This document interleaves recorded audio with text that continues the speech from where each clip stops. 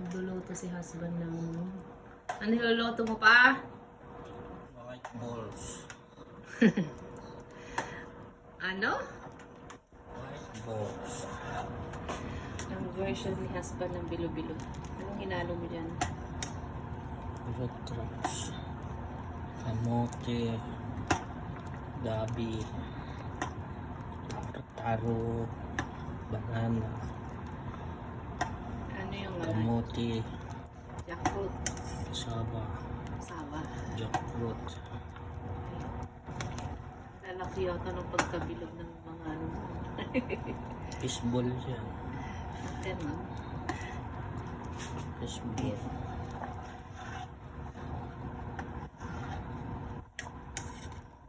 Kain tayo, guys. Nag-crave na naman ng bilo-bilo. Kinataang bilo-bilo. This time si husband ang nagluto. Sila ni kuya ang gumawa ng rice balls. Yung bilo-bilo. Ang tawag yan yung sa pagtin. Pilo. Bilo-bilo.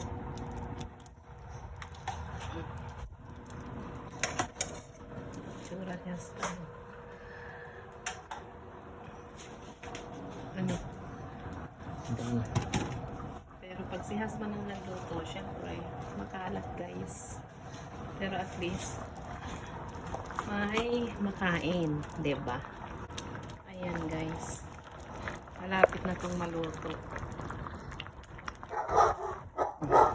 Dumating na ang mga bagets.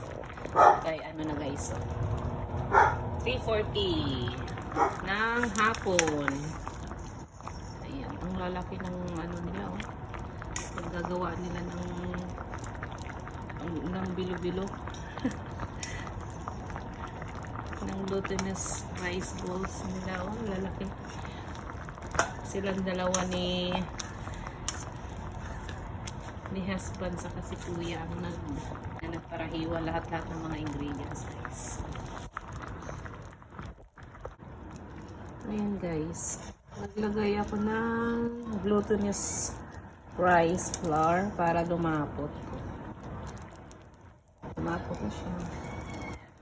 Lalaki nga guys akong ano gawa ng mag-amaw. Ayan, kain tayo guys ng ginataang bilo-bilo. Bye guys, thank you for watching everyone.